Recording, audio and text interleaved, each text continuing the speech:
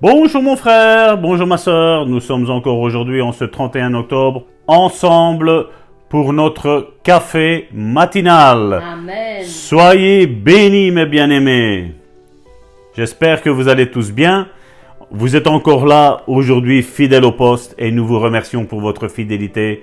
Nous vous embrassons Karine et moi et nous vous bénissons au nom de Jésus. Amen. Matthieu chapitre 9 au verset 35 nous dit « Jésus parcourait toutes les villes et les villages, enseignant dans les synagogues, prêchant la bonne nouvelle du royaume et guérissant toute maladie et toute infirmité. » Et le titre du message aujourd'hui est « L'enseignement d'abord ».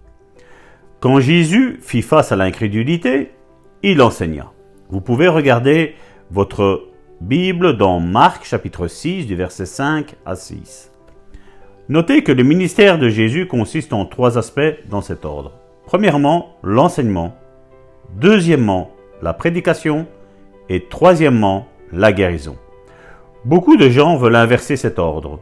Ils veulent la guérison d'abord, puis la prédication et pas d'enseignement. Mais si vous voulez obtenir les mêmes résultats que Jésus, suivez son exemple.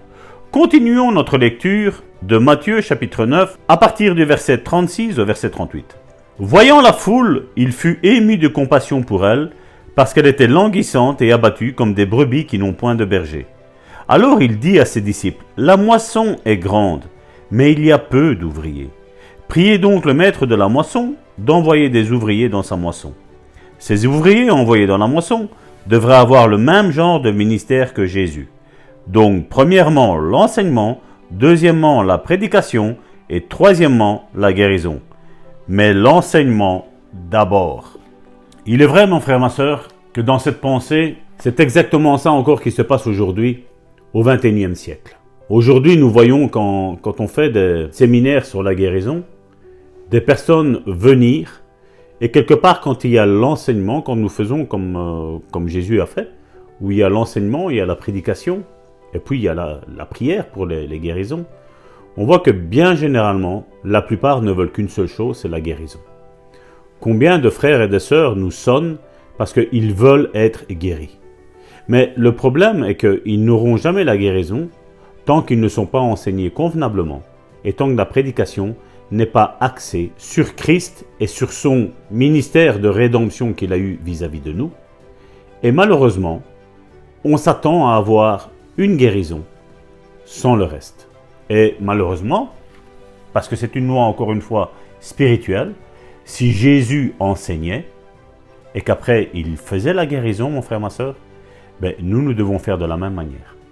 Mais de la même manière aussi, les personnes doivent être promptes à écouter l'enseignement, promptes à écouter la prédication et promptes après à recevoir leur guérison. Aujourd'hui, on ne veut que juste la prière pour la guérison. On ne cherche que ça. Ce qui compte, c'est la guérison. Ces personnes-là vont attendre très très longtemps tant qu'elles n'abattent pas cette muraille qui est devant eux. Parce que nous le voyons bien souvent. Certains viennent à l'église juste pour la louange. Ils aiment bien chanter, ils aiment bien danser. Et après, la prédication, j'ai pas besoin de ça. Ou le contraire, bien entendu. Certains, la louange, ils n'aiment pas. Ils n'attendent qu'une seule chose, la prédication. Ils veulent des enseignements, des enseignements, des enseignements. Nous connaissons d'innombrables personnes comme cela, et ces personnes-là n'ont jamais avancé et jamais n'avanceront, mon frère, ma soeur. Parce qu'il y a un tout. Il y a un tout et il y a aussi un ordre spirituel, mon frère, ma soeur. Et déjà, nous le voyons même à travers l'onction que des serviteurs ont. Imaginez que vous êtes dans une église où on ne croit pas à la guérison. Vous croyez que vous allez obtenir quoi, mon frère, ma soeur? Ou vous êtes dans une église où on va faire juste un tralala religieux. On va dire la Bible dit qu'il faut faire l'onction d'huile, on va faire l'onction d'huile et on va voir si Jésus va guérir. Vous vous rappelez la question que j'ai posée hier à Karine? Si nous avons le doute, mon frère, ma soeur, il n'y a rien qui va arriver. Amen. Et d'ailleurs, il est mis dans Jacques. C'est la prière de la foi. Donc la prière, la confiance et la fidélité. La parole me dit que je prie pour le malade, Dieu va le guérir. Je ne me pose pas de question si c'est la volonté de Dieu ou si c'est pas la volonté. J'ai une ferme assurance en la parole de Dieu. Amen. Je mets ma foi en action et je sais que ça va agir. Vous vous rappelez cet homme de Dieu qui avait cette maladie et combien lui ont dit, mais tu es encore malade, tu as encore les symptômes, tu ne vas pas bien, on le voit. Elle lui disait, j'ai prié, j'ai demandé aux anciens la prière de la guérison, je sais que je suis guéri. Il était persuadé, lui il était ferme. Mais on voit que l'ennemi a utilisé ses agents, et malheureusement c'était des personnes qui étaient dans l'église, pour lui dire, voilà, tu n'es pas encore guéri. Nous, mon frère, ma sœur, et quand je parle nous, ce sont de tous les disciples de Jésus, je ne parle pas des chrétiens, je parle des disciples de Jésus. Nous ne marchons pas par la vue, nous marchons par la foi. Amen. Nous croyons tout ce que la parole de Dieu nous dit et nous enseigne. Et nous ne pouvons pas prendre ce qui nous arrange et ne pas prendre ce qui ne nous arrange pas. Non. Les véritables disciples de Jésus prennent toute la parole comme elle a été écrite. Si je crois sincèrement dans mon cœur qu'elle est la parole de Dieu, ou c'est Dieu qui me parle, mon frère, ma sœur, eh bien alors je prends tout. Et pas de certaines choses je prends et certaines choses je lâche. Aujourd'hui, malheureusement, à cause de la théologie qu'il y a aujourd'hui au XXIe siècle, on a une église qui est morte. On a une église de Laodicée qui est là, où Jésus est dehors, il frappe à la porte et il demande pour rentrer. C'est ce qui arrive. Et nous avons pris ce verset-là pour dire, voilà, c'était à ceux qui ne croient pas, où on dit, voilà, Jésus est à la porte de ton cœur et il frappe. Non, Jésus était à la porte d'une église, cette église, il frappait pour rentrer, parce qu'on l'a mis dehors. Et aujourd'hui, l'église du XXIe siècle, c'est celle-là. On a mis Jésus dehors. On croit en sa parole, mais on n'y croit pas. On ne croit pas à la guérison. On croit à la parole de Dieu, mais on ne croit pas qu'il y a des ministères. On croit à la parole de Dieu, mais les dons, on n'y croit plus de trop. On croit que, voilà, tout s'est arrêté. Mais pour faire ça, mon frère, ma sœur, restons à la maison. Ne nous rendons pas à l'église pour ça alors. Si ça ne change rien de par rapport à comment on est à la maison, mon frère, ma sœur, restons à la maison alors. Mais moi, je ne crois pas à cet évangile-là. Moi, je crois que tout ce qui est écrit, c'est encore valable aujourd'hui, au XXIe siècle. Amen. Tout est valable. Les psaumes nous le disent. Ta parole subsiste éternellement. Alléluia. Et sa parole a été écrite. Sa parole s'est faite chair, mais sa parole a été écrite, mon frère, ma sœur. Et donc, tout ce qu'il a dit, ça subsiste éternellement. Il n'y a pas une ère, il n'y a pas une date de péremption. Il n'y a pas une date de cessation, mon frère, ma sœur. Non, Dieu ne change pas. Amen. Tout ce qu'il a dit, il le fait encore aujourd'hui. Et encore aujourd'hui, mon frère, ma sœur, et cette émission est là pour ça, encore aujourd'hui, Dieu veut toucher ton cœur pour te guérir. Amen. Mais tu dois écouter les enseignements. Tu dois être dans une église où on croit qu'encore aujourd'hui, Jésus guérit, Jésus délivre, les ministères sont en place, les dons sont en place, mon frère, ma sœur, et que chacun est à sa place, mon frère, ma sœur. Ça, c'est l'église de Jésus, mon frère, ma sœur. L'église de Jésus, c'est pas où il ne se passe rien. Non, l'église de Jésus, c'est là où il se passe des choses. Et nous croyons qu'il se passe des choses dans l'église de Dieu. Parce que là où est l'esprit, là est la liberté. Où le Saint-Esprit dit, voilà, aujourd'hui tu n'es pas bien mon enfant, je viens te guérir. Au nom de Jésus, aujourd'hui tu es découragé, je viens te relever mon frère, ma sœur. Amen. Nous ne sommes pas les enfants du diable qui détruisons les autres. Nous sommes les enfants de Dieu qui encourageons les autres, qui nous aimons les autres, qui nous exhortons les uns les autres, qui nous relevons les uns les autres. Nous sommes ces enfants-là, mon frère, ma sœur, au nom de Jésus. Amen. Amen. Amen. Et je n'ai qu'un seul verset qui me passe par la tête en cet instant en écoutant cette parole. C'est celle qui dit « Mon peuple périt parce qu'il ne me connaît pas. » Amen. Mon peuple périt parce qu'il ne me connaît pas. Osée chapitre 4 verset 6. Amen, amen. Merci. De rien, ma chérie. Mon peuple périt parce qu'il ne me connaît pas. As-tu entendu cette parole, mon frère, ma sœur? Il ne me connaît pas personnellement. Voilà ce que veut dire l'Écriture. Il n'a pas cette intimité avec moi. Et c'est vrai que, comme le dit le titre de cette méditation, nous avons besoin d'enseignement. l'enseignement d'abord. Parce que c'est le début du chemin qui te mènera à prendre possession de ta guérison. D'ailleurs, comment tu veux croire en quelque chose que tu ne connais pas? Donc tu as besoin d'enseignement. Tout à fait.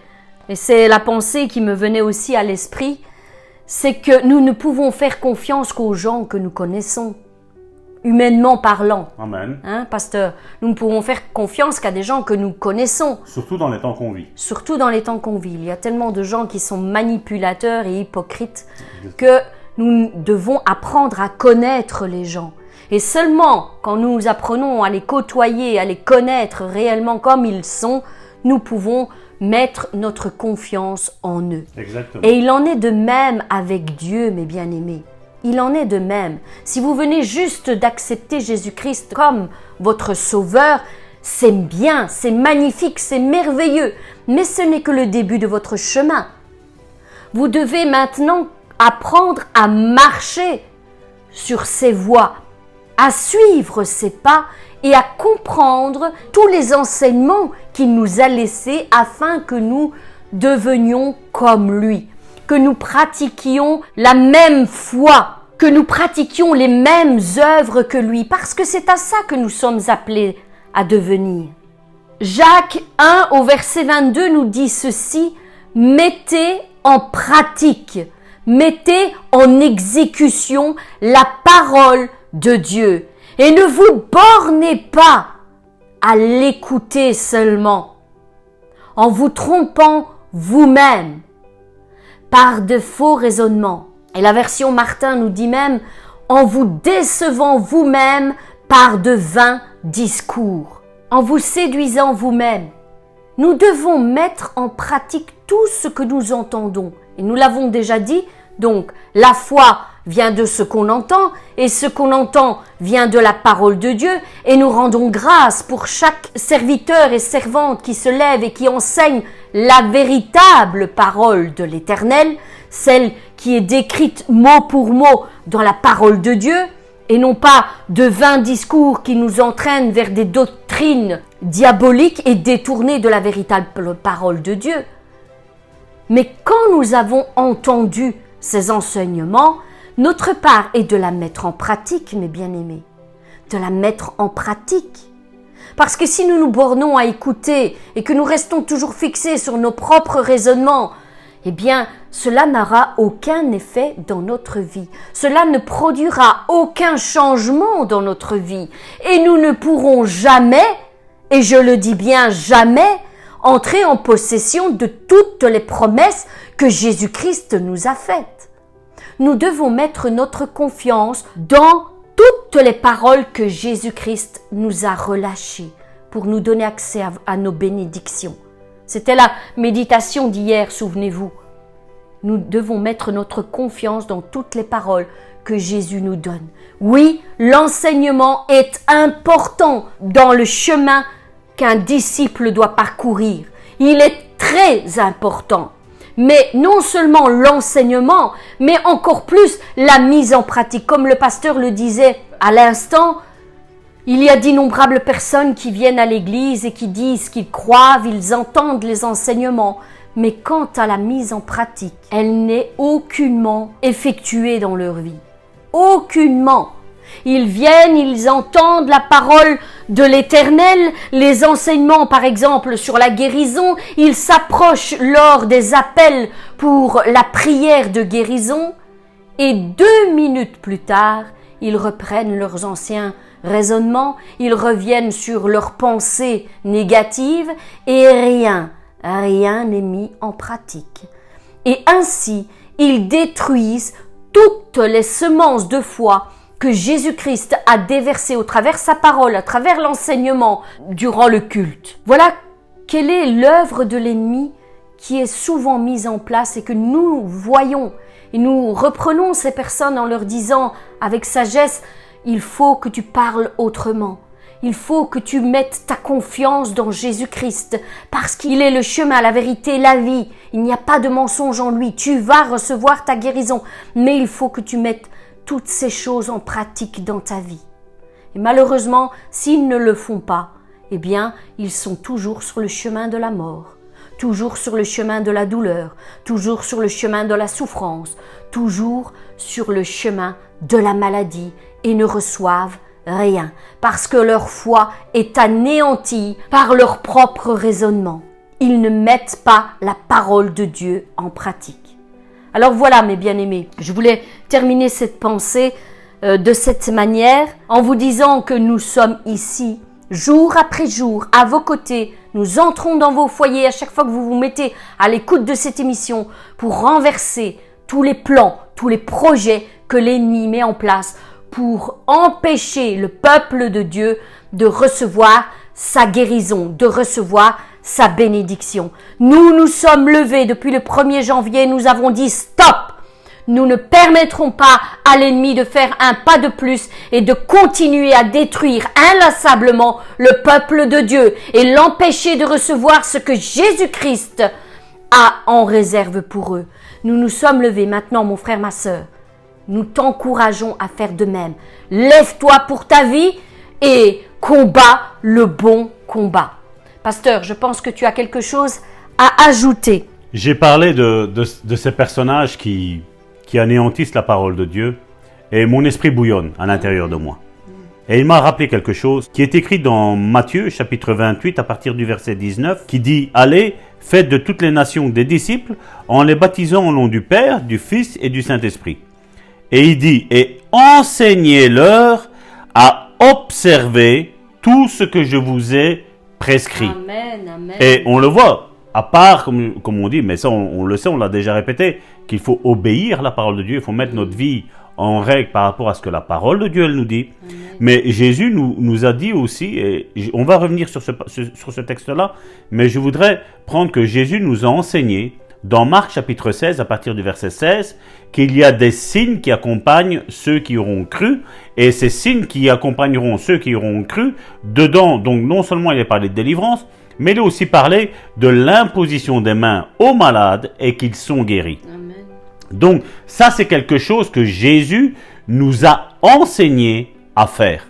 Donc, et c'est pas rien que le pasteur, c'est pas rien que le prophète, c'est pas rien que les apôtres, donc les 5 ministères, ce n'est pas rien qu'à eux. Il est dit, voici les signes qui accompagneront ceux qui auront cru, nous dit Marc chapitre 16 au verset 16. Et puis, quand il dit, pour revenir à Matthieu chapitre 28, au verset 20, il dit donc, et enseignez-leur à observer tout ce que je vous ai prescrit, et regardez, il dit, et voici, je suis avec vous tous les jours.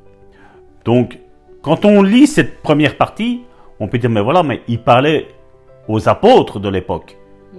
Donc, voilà, c'est fini. Mais non. Regardez qu'est-ce qu'il dit après, juste après.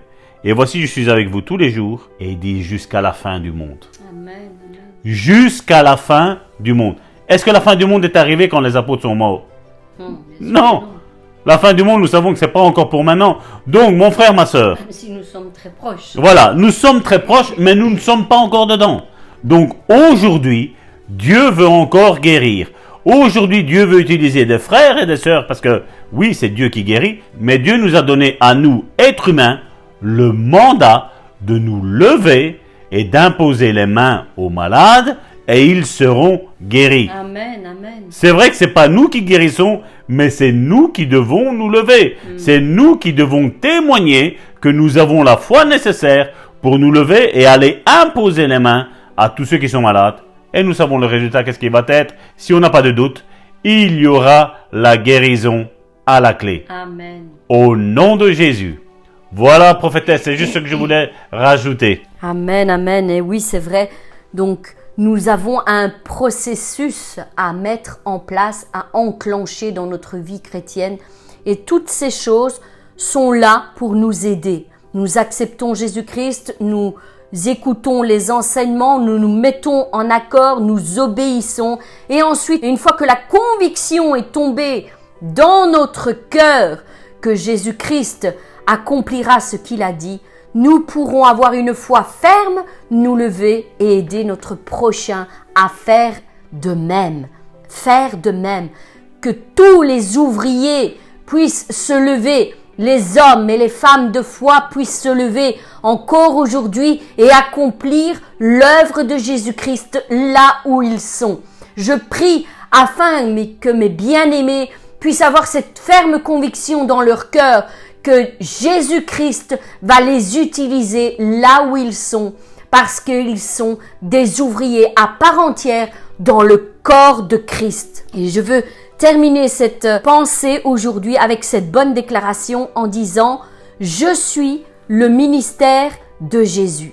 Je le suis moi aussi. Et s'il a souligné l'importance de l'enseignement, alors moi aussi je souligne l'importance de l'enseignement dans ma propre vie. J'en prends conscience, j'ai besoin d'être enseigné. Je veille à ce que je reçoive un bon enseignement de la parole de Dieu, le véritable évangile qui m'a été prêché, la parole de vérité, et je me fortifie donc maintenant dans ma foi en cette parole et je déclare que j'accomplirai des exploits avec mon Dieu.